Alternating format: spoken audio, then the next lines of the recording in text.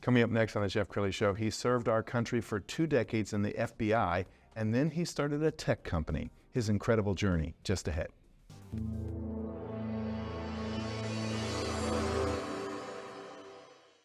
Many are predicting that the worst is yet to come, which is unfortunate, said one person here.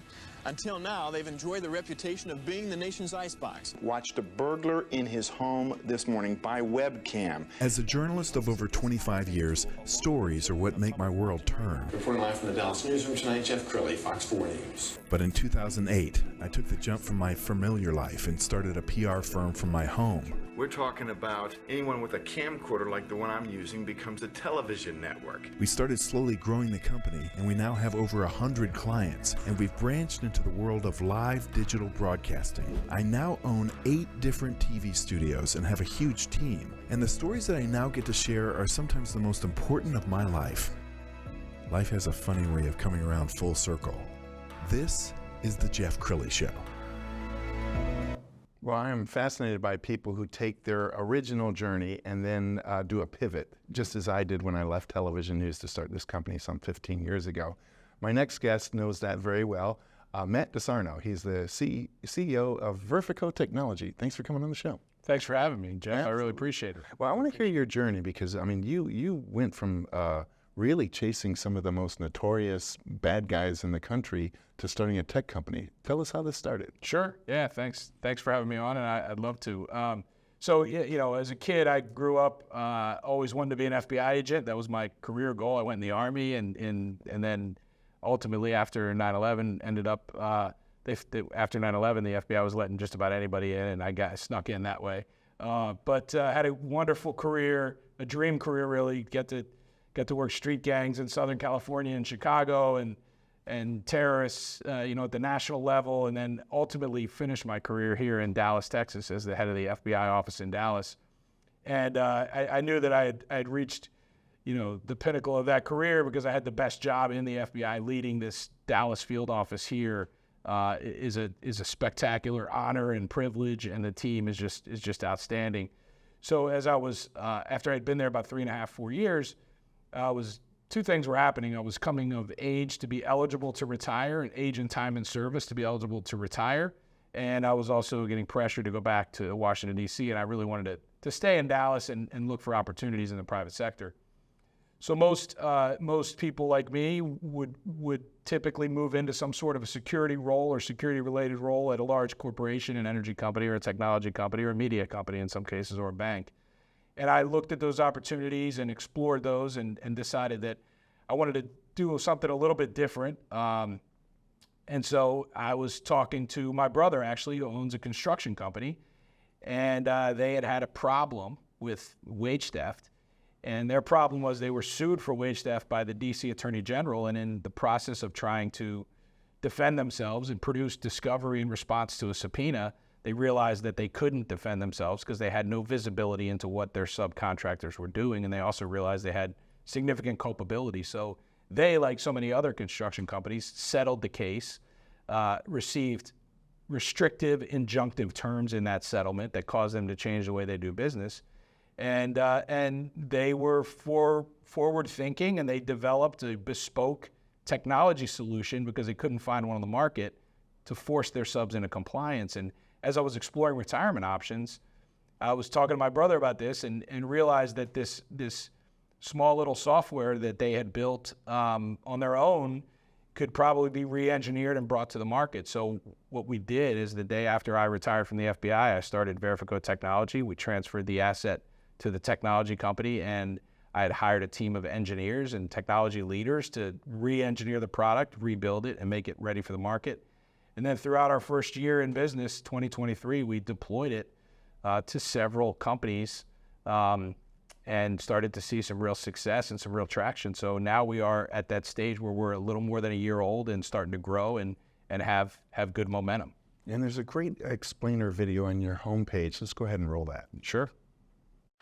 In the fast-paced world of construction, where every project is a race against time and trust is vital, there's a looming threat that companies can't afford to ignore: wage theft.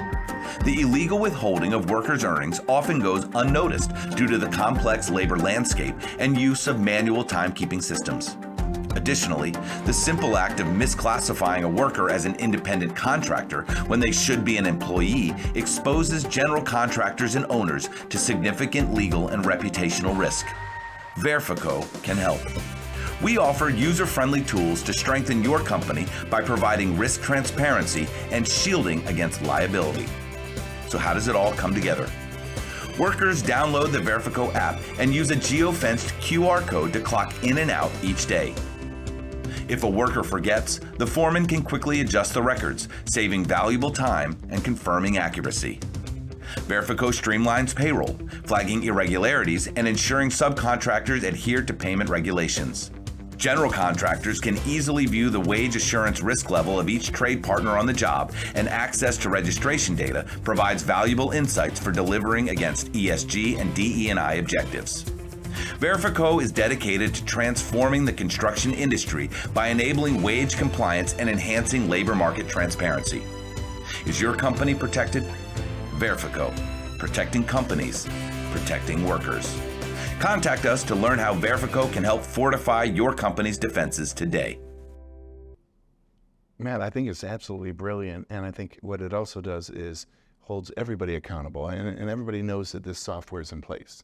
Yeah, absolutely. You know, one of the primary kind of drivers of why we did this, and why, you know, some other members of my team also have law enforcement background, and some have technology background, and some have construction background, but the one thing we all share in common, and this is in line with what I spent my career doing, is we don't like people who cheat, right? And what Verfico does is it shines a light on fraud, theft, and cheating in multi-tiered labor markets, primarily in construction, but we are also working in other verticals and starting to kind of test and modify our product to fit in other verticals, to include things like building services, janitorial services, security services, engineering services, where you have multiple tiers of contractors, and the customer at the top just has no visibility. You know, what the tool does, it creates a transparent environment where it can help customers detect theft or fraud going either way, right? If a third tier subcontractor is underpaying a worker or not paying overtime, or the workers are misclassified as independent contractors at scale, our customers can see that through using our tool. Likewise, if a subcontractor is willing to cheat an employee, he's probably willing to cheat his customer as well. And our tool also can help customers detect if there are inflated invoices, ghost hours, those kinds of things. What's one of your favorite success stories so far? You know, I think one of our biggest success stories is, I won't name the customer. We had a customer who, while using Verfico, actually was sued for wage theft. And what they were able to do, because in general, there are no wage theft trials, right? People settle wage theft suits. And the suits are often against the general contractor, the trade level subcontractor, and then multiple tiers of lower tiered subs or labor brokers. In general, typically the subcontractor takes a pretty good financial hit, and in the form of extended legal fees plus penalties plus back pay. In our case, the subcontractor was using Verfico at the time of the suit and was able to easily resolve the suit without payment and push all of the liability down to the subcontractor who had been misusing Verfico. But they had the records available that they otherwise would not have had to demonstrate that they, our customer, were actually attempting to enforce wage and hour compliance, that they maintain records of time worked and records from the subcontractors of how the workers were paid. So for them, it was a huge win to be able to completely alleviate themselves of the financial and reputational burden of the lawsuit. Okay, Matt, give us ballpark numbers. Could this save tens of thousands of dollars or hundreds of thousands? Sure. I mean, there are really multiple ways this could save companies money. The first way is that wage theft lawsuits are very expensive, and if you can avoid that, you can avoid millions of dollars potentially in losses. The second way is in efficiency and productivity, because if you are monitoring and you have visibility into multiple tiers of workforce that are companies below you in that multi-tiered labor environment, you can really understand the labor cost. You can ensure that there will be accuracy in invoicing, accuracy in quality, And you can avoid delays because oftentimes, particularly in construction, the cause of a delay is either labor shortage or material shortage.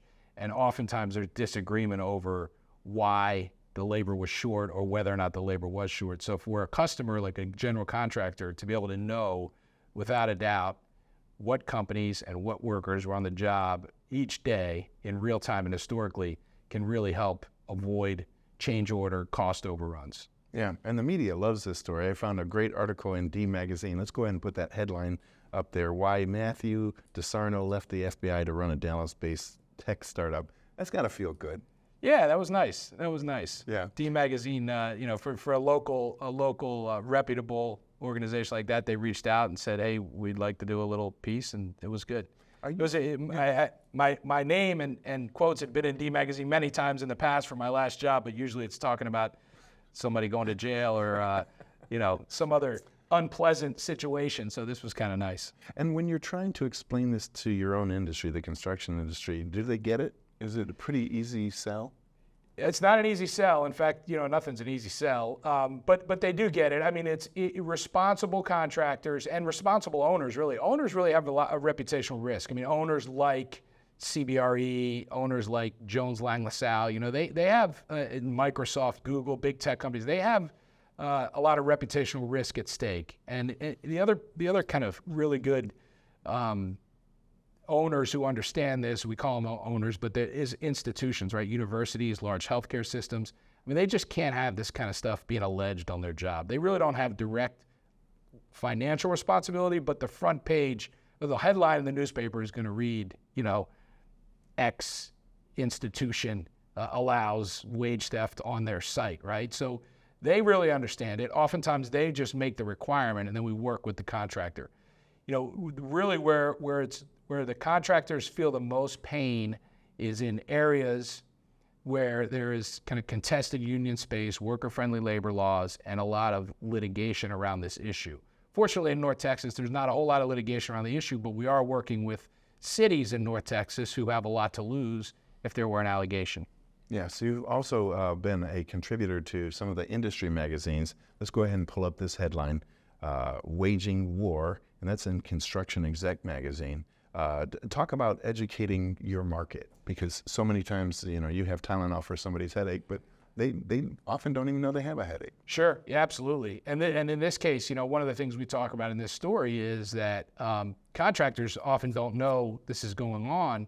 And the reason they don't know is because they have no visibility into it. And again, if someone's willing to cheat a worker, they're definitely willing to cheat their customer, right? And we've got, there's a labor shortage and there's a shortage of trades workers in many parts of the country. And I think the best way really for companies to not be victim to a labor shortage is to make sure that the reputation that company has is that we pay workers for the work they do.